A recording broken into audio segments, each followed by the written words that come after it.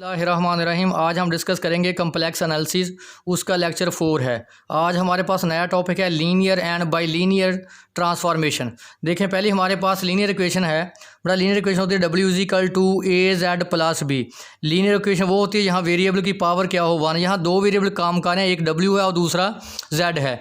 और हमारे पास जो A and B are complex constant, हमारे पास जो ए एंड बी हैं वो कम्प्लेक्स कॉन्स्टेंट है। ए नॉट इक्वल टू ज़ीरो।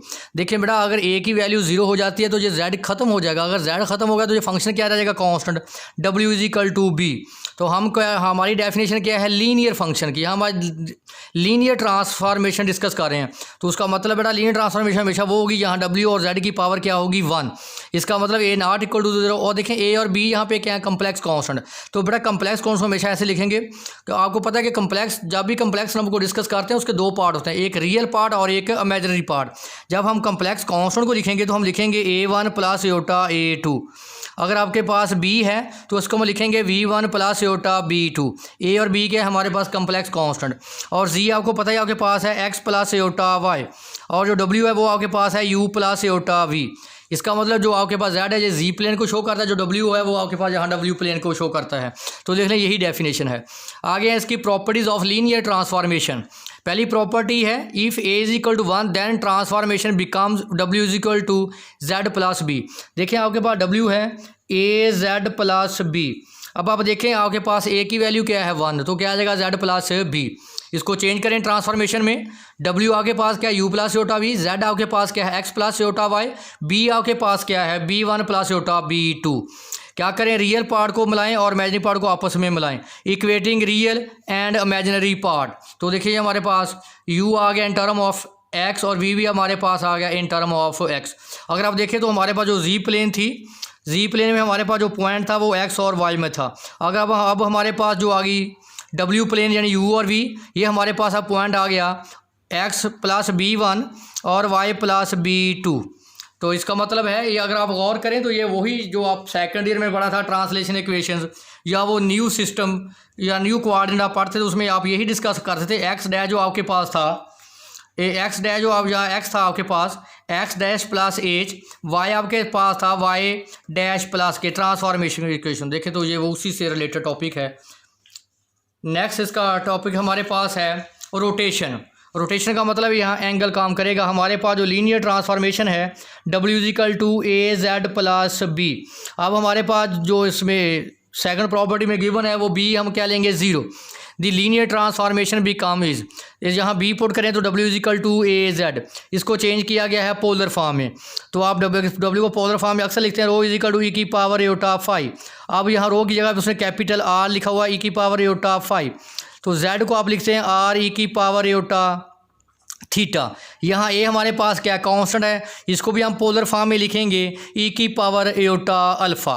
तो आपको जी पता है कि Z absolute is equal to R होता है। इसका मतलब है कि ये सर्कल की इक्वेशन है जिसका रेडियस आर है। ये वैल्यू उठा के आप यहाँ पुट करें। डब्ल्यू की वैल्यू क्या है आर ई की पावर योटा 5, जी की वैल्यू क्या है आर ई की पावर योटा थीटा, ए की वैल्यू क्या है योटा 5। अब देखें ये भी ई है, बेस सेम है तो पावर को ऐड कर लें, योटा कॉमन आएगा अल्फ़ा प्लस थीटा। और real equating real and imaginary part, R is equal to R और 5 is equal to alpha plus theta. अब आप देखें यहाँ से आपके पास रिजल्ट क्या आ गया, capital R is equal to small R. आपने पढ़ा है कि small is equal to Z absolute, तो आप लिख रहे हैं R is equal to Z absolute. इसका मतलब है कि आपके पास जी प्लेन और डब्ल्यू प्लेन में जो जेड मॉडुलस है वो दोनों में सेम है। अब आप देखें हमारे पास 5 is equal alpha plus theta.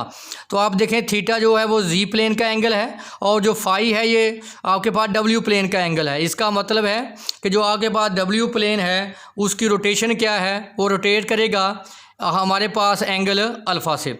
तो देखिए आप अल्फ़ा इंक्रीज़ भी कर सकता है और डिक्रीज़। अगर अल्फ़ा इंक्रीज़ करेगा इसका मतलब alpha greater than 0, alpha positive होगा।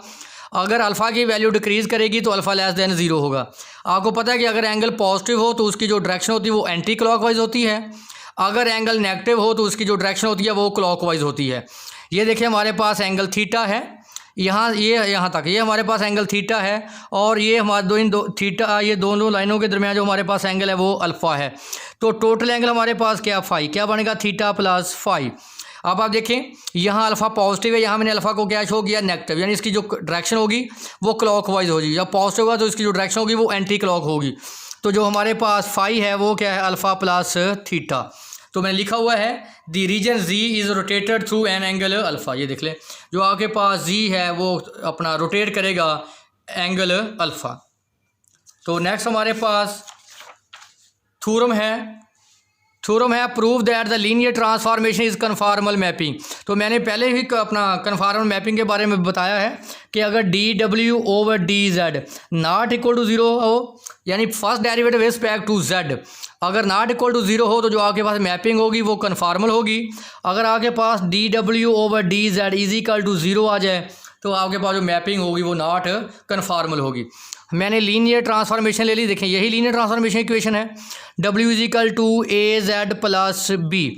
और आपको पता है कि A not equal to zero, A और बी जो हैं ये कम्प्लेक्स कांस्टेंट हैं। अब हम करेंगे इसको differentiate with respect to Z. तो इसको करें D W over D Z, Z का डेरिवेटिव 1 ए आ गया और बी कांस्टेंट। तो इसका मतलब है कि ए कभी भी, हमने पहले थ्योरम में यहाँ पे अपना डेफिनेशन में कह चुके हैं कि A not equal to zero, ए की वैल्यू कभी ज़ीरो नहीं हो सकती। अब देखें जब first derivative not equal to zero होगा तो फिर मस्ट है कि जो मैपिंग है वो कैसी मैपिंग होगी, कन्फॉर्मल मैपिंग। ये दोनों मैंने नोट लिखे हुए हैं। अगर तो first derivative with respect to Z not equal to zero होगा तो जो आपके पास ट्रांसफॉर्मेशन होगी वो कन्फॉर्मल होगी। अगर आपके पास फर्स्ट डेरिवेटिव ज़ीरो के बराबर आ जाएगा जो वो मैपिंग होगी वो नॉट कन्फॉर्मल होगी। आपको पता है कि ये जो फर्स्ट डेरिवेटिव है ये क्रिटिकल पॉइंट को शो करता है। क्रिटिकल पॉइंट का मतलब या तो उस पॉइंट पे वो डेरिवेटिव ज़ीरो हो जाए या वो अनडिफाइंड हो। हमारे पास एक एग्जाम्पल है, find the region of W plane into which rectangular region in Z plane bounded by the line x equal 0 y equal 0 x is equal to 1 y is equal to 2 is map under the transformation w is equal to z plus 2 minus iota. आपने साबित करना है कि जो इसकी map करता है वो क्या है, आपके पास रेक्टेंगुलर फॉर्म में है। अभी हम साबित कर देते हैं। हमारे पास जो ट्रांसफॉर्मेशन गिवन है, दी हुई है, w is equal to z plus 2 minus iota. तो आपके पास w जो है वो u प्लस योटा v है, जो आपके पास z है वो x प्लस योटा y है। तो क्या करें, यहाँ w की वैल्यू पुट कर दी और मैंने z की वैल्यू भी पुट कर दी। रियल पार्ट को आपस में मिला लें और इमेजिनरी पार्ट को आपस में मिला लें। Equating real and imaginary part, ये रियल पार्ट है और ये हमारे पास इमेजिनरी पार्ट है। पहले आप x की वैल्यू 0 दें, u की वैल्यू 2 आ गई, y को वैल्यू 0 दें तो v की वैल्यू -1 आ गई। इस तरह x को वैल्यू 1 दें तो u की वैल्यू 3, y को वैल्यू 2 दें तो v की वैल्यू 1। अब इसका ग्राफ ड्रा करेंगे। देखें x हमारे पास 0 है, x आपको पता है y एक्स पे 0 होता है और y आपको पता है x एक्स पे 0 होता है। हमारे पास क्या है 1, देखें ये हमारे पास 1 है और y हमारे पास ये 1 2, ये हमारे पास 2 है। इसको अगर आपस में मिला दें तो ये हमारे पास बन गई रेक्टेंगल। और दूसरा हमारे पास u क्या है, ये 1 2 u हमारे पास 2 है और v हमारे पास क्या है -1 है, -1 है और v की वैल्यू u की वैल्यू क्या है 3 और v हमारे पास पॉजिटिव 1। तो इसको मिला दें तो हमारे पास ये क्या बनेगी, रेक्टेंगल। अब हमारे नेक्स्ट एग्जांपल है या नेक्स्ट ट्रांसफॉर्मेशन है, consider the transformation w e की power eta pi over 4z and determine the region in w plane corresponding the triangle region bounded by the lines x is equal to 0 y is equal to 0 x plus y is equal to 1 in Z plane. हम अब साबित करेंगे कि जो हमारे पास w plane में triangle बनेगी। द गिवन ट्रांसफॉर्मेशन इज, हमारे पास ट्रांसफॉर्मेशन गिवन है। आपको पता है कि e की पावर योटा पाई ओवर 4 बराबर होता है cause pi over 4 plus Yotta sine pi over 4। तो कॉज 45 होता है आपके पास 1 ओवर स्क्वायर रूट 2 और साइन हमारे पास अगेन होता है 1 ओवर स्क्वायर रूट 2। तो ये मैंने इसकी वैल्यू पुट कर दी, इनको आपस में मैंने मल्टीप्लाई कर दिया, रियल और इमेजिनरी पार्ट को मैंने अलग अलग कर लिया, equating real and imaginary part. तो अब आप देखें x की वैल्यू आप 0 पुट करें, यहाँ x की वैल्यू मैंने 0 पुट की तो u की value minus Y over square root 2। जब x की वैल्यू आप यहाँ 0 पुट करेंगे तो y ओवर स्क्वायर रूट 2। तो आप देखें यहाँ इनके दरमियान रिलेशन क्या है, u is equal to minus V. अब दोबारा दूसरी वैल्यू पुट करें y इज इक्वल टू 0 तो x ओवर स्क्वायर रूट 2। अब y की वैल्यू यहाँ पुट करें, again x over square root 2। यहाँ देखें u और v दोनों आपस में क्या है, इक्वल। तो x plus Y is equal to 1। तीसरी इक्वेशन में गिवन है x plus Y is equal to 1, यहाँ पुट करें x प्लस वाई की वैल्यू 1 तो क्या आ गया, v हमारे पास आ गया 1 ओवर स्क्वायर रूट 2। अगर आप यहाँ से देखें मेरे बेटे, अगर आप जब आप डेफिनेशन आप लेते हैं एब्सोल्यूट वैल्यू की, x absolute minus x positive x, if x less than zero, if x greater than zero. अगर आप यहाँ देखें तो हमारे पास जो u है वो प्लस माइनस v है। इसका मतलब है ये किसको सेटिस्फाइड करता है, एब्सोल्यूट वैल्यू को। तो अगर आपने एब्सोल्यूट वैल्यू का ग्राफ देखा हो तो बेटा ये ग्राफ आता है इसका, ये सेम ग्राफ बनता है। अगर आप इसको आपस में मिला देंगे तो हमारे पास ये क्या बन जाएगी, ट्राइंगल। पहले आप इसका ग्राफ देखें, X plus Y is equal to 1। आप जब एक्स को वैल्यू 0 देंगे तो वाई की वैल्यू क्या आ जाएगी 1। पॉइंट क्या होगा 0 1, क्योंकि इसमें दो वेरिएबल हैं। जब किसी इक्वेशन में दो वेरिएबल हों तो उसके दो इंटरसेप्ट होते हैं, ये x को भी इंटरसेप्ट करेगा और y को भी इंटरसेप्ट करेगा।